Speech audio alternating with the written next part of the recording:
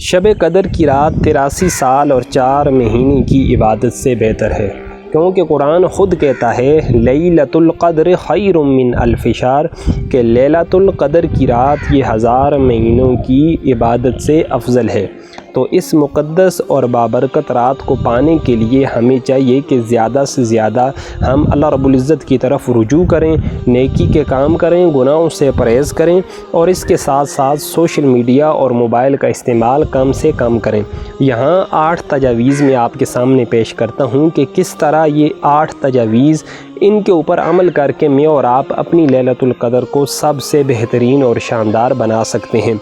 نبی کریم صلی اللہ علیہ وآلہ وسلم نے ارشاد فرمایا کہ جو بندہ 100 مرتبہ سبحان اللہ و بحمدہ دن کے وقت یا رات کے وقت وہ پڑھ لے تو اس کے گناہ اگرچہ سمندر کی جاگ کے برابر ہوں تو وہ گناہ بھی اللہ رب العزت ان کلمات کی برکت سے معاف فرما دیتے ہیں۔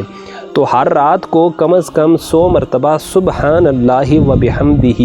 اس کو پڑھنے کا معمول بنا لیں۔ اگر وہ رات لیلۃ القدر کی ہو تو بڑے سے بڑے گناہ بھی اللہ رب العزت ان کلمات کی برکت سے معاف فرما دیں گے۔ دوسرے نمبر کے اوپر اس دعا کی کثرت کریں، اللہم انک عفو، اے اللہ تو معاف فرمانے والا ہے، تحب العفو، اے اللہ تو معافی کو پسند فرماتا ہے، فاعف عنی، اے اللہ مجھے معاف فرما دے۔ حضرت عائشہ رضی اللہ تعالی عنہ نے آقا علیہ الصلوۃ والسلام سے پوچھا، اے پیارے آقا اگر میں لیلۃ القدر کی رات کو پا لوں تو میں کیا مانگوں؟ تو اللہ کے نبی نے حضرت عائشہ رضی اللہ تعالی عنہ کو یہ کلمات سکھائے، اے عائشہ اپنے لیے معافی کی دعا مانگ لینا، اگر وہ رات لیلۃ القدر کی ہوئی، قبولیت کی گھڑیاں ہوئی، اللہ رب العزت نے معاف فرما دیا تو انسان کی دنیا بھی اور انسان کی آخرت بھی سنور جائے گی۔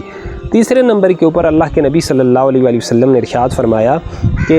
یہ جو لیلۃ القدر کی رات ہے اس کو رمضان المبارک کے آخری عشرے کی طاق راتوں یعنی 21، 23، 25، 27 اور 29ویں کی رات میں تلاش کرو۔ اللہ کے نبی صلی اللہ علیہ وآلہ وسلم کا یہ معمول مبارک تھا کہ جب رمضان المبارک کا آخری عشرہ آتا تو اللہ کے نبی صلی اللہ علیہ وآلہ وسلم اپنا پابند مضبوطی سے باندھ لیتے، اپنی کمر کس لیتے اور کیا کرتے، خود بھی راتوں کو جاگا کرتے تھے اور اپنے گھر والوں کو بھی جگایا کرتے تھے۔ اور سنت یہی ہے کہ ان مقدس راتوں میں انسان خود بھی جاگنے کی کوشش کرے اور اپنے گھر والوں کو بھی جگانے کی کوشش کرے۔ اس کے ساتھ ساتھ لیلۃ القدر کی رات میں 100 مرتبہ سبحان اللہ پڑھنے کی ضرور کوشش کریں۔ اللہ کے نبی صلی اللہ علیہ وآلہ وسلم نے ایک مرتبہ اپنے صحابہ سے پوچھا، کیا تم میں سے کوئی بندہ 1000 نیکیاں روزانہ کرنے سے عاجز ہے؟ صحابہ کرام رضوان اللہ تعالی علیہم اجمعین نے پوچھا، ہے اللہ کے نبی ہم روزانہ 1000 مرتبہ نیکیاں کس طرح کر سکتے ہیں؟ کون سا ایسا عمل ہے کہ 1000 نیکیاں ہمارے نامہ اعمال کے اندر لکھی جائیں؟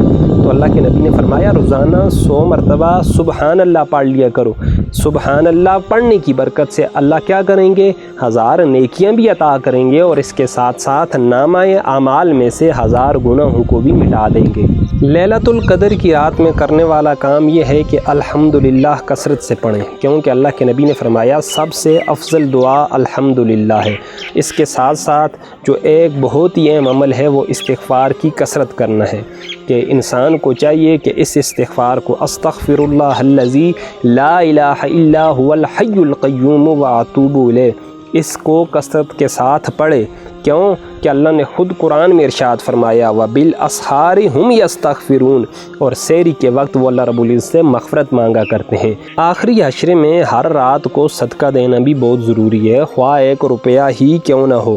کیونکہ جس دن لیلۃ القدر کی رات ہوگی تو وہ 1 روپیہ اللہ کے رستے میں خیرات کرنا اس طرح ہو جائے گا کہ گویا وہ بندہ 83 سال اور 4 مہینے اللہ رب العزت کی بارگاہ میں صدقہ و خیرات کرتا رہا ہے۔ دوسرے نمبر کے اوپر آخری عشرے کی ہر رات میں 2 رکعت کم از کم نفل یا 2 رکعت تہجد کی نماز ضرور ادا کریں، کیونکہ اگر وہ رات لیلۃ القدر کی رات ہوگی تو وہ 2 نفل یا 2 رکعت نماز تہجد کی عبادت اس طرح ہو جائے گی گویا اس بندے نے اللہ رب العزت کی بارگاہ میں 83 سال اور 4 مہینے تک عبادت کی ہے۔ اس کے ساتھ ساتھ سورہ اخلاص کی تلاوت بھی ضرور کریں، کیوں کہ اگر وہ رات لیلۃ القدر کی رات ہوگی تو وہ تلاوت اس کی اس طرح بن جائے گی کہ گویا اس نے 83 سال اور 4 مہینے اللہ رب العزت کی بارگاہ میں قرآن مجید فرقان حمید کی تلاوت کی ہے۔ اور آخری ایک عمل، لیلۃ القدر کی رات میں یہ کلمات کثرت سے پڑھیں، سبحان اللہ والحمد للہ